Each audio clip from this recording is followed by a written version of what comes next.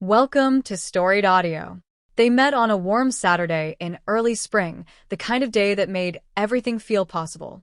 He had come to her house to fix a few things: loose boards on the porch, a stubborn door that wouldn't close right, a railing that needed tightening. Their parents knew each other from way back, so when she opened the door and saw him standing there with his toolbox and an easy smile, it felt strangely familiar, like meeting someone she should have known all along. They talked while he worked. She brought him lemonade. He teased her about the ancient screws holding her porch together. She laughed at the way he pretended to scold the crooked railing. By the time he left, she realized she didn't want the day to end. Over the next few weeks, they hung out more: coffee runs, late-night conversations, group dinners with friends. He found himself looking forward to every message from her, every excuse to see her again. And one evening, after they'd spent hours talking in her living room, he finally asked her out. She froze. Her heart wanted to say yes, but her mind, still bruised from the wreckage of her last relationship, panicked. "I really care about you," she said softly. "More than you know. But my last relationship ended terribly. I can't deal with anything serious right now. I'm not ready, but I'd love it if we could still be friends." He swallowed the disappointment like a stone. He nodded because he didn't want to lose her, even if it hurt. "Yeah," he said. "Friends." And they were.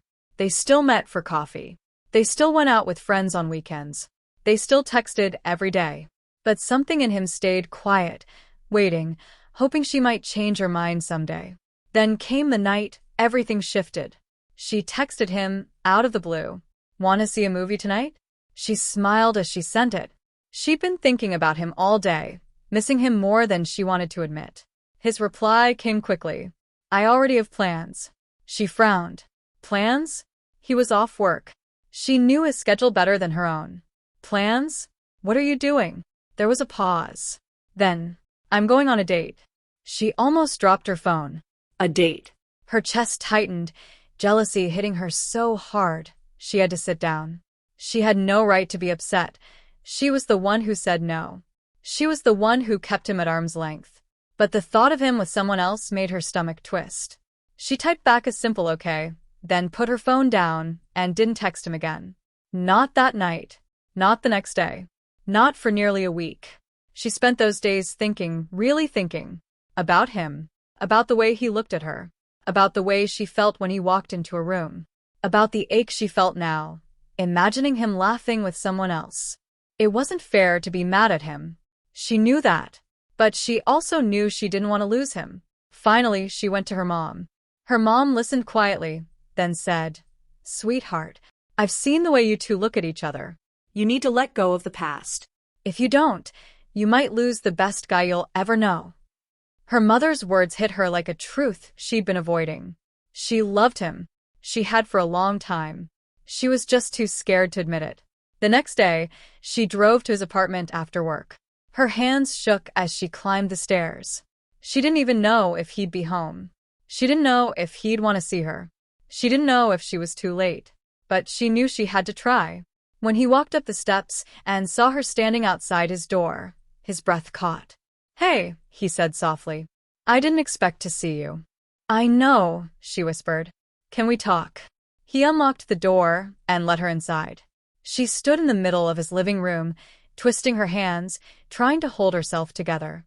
But the moment she looked at him, everything she'd been holding in came spilling out. "I'm sorry," she said, her voice breaking. "I'm sorry I didn't text you. I'm sorry I pushed you away. I'm sorry I said I wasn't ready. I thought I was protecting myself, but all I did was hurt you. And when you said you were going on a date, I realized I love you. I don't want to lose you. I want to be with you. I want to date you. But if it's too late, if you're with someone else, I'll understand." Her voice cracked, and tears streamed down her cheeks. He stepped closer, gently taking her hand. "It's not too late," he said. "It's never been too late with you." She looked up, stunned. "That date, it didn't work out. We went out a few times, but we wanted different things. I'm not with anyone. I've loved you since the day we met." Her breath caught. Relief washed over her so powerfully her knees almost gave out.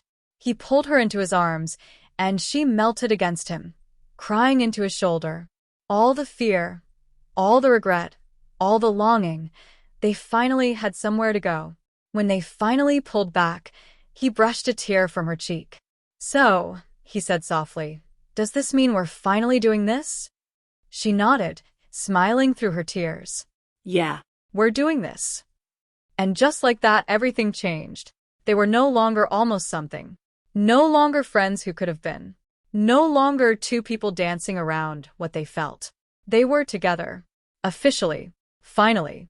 And it was the best decision either of them ever made. Subscribe to the channel for more audio stories.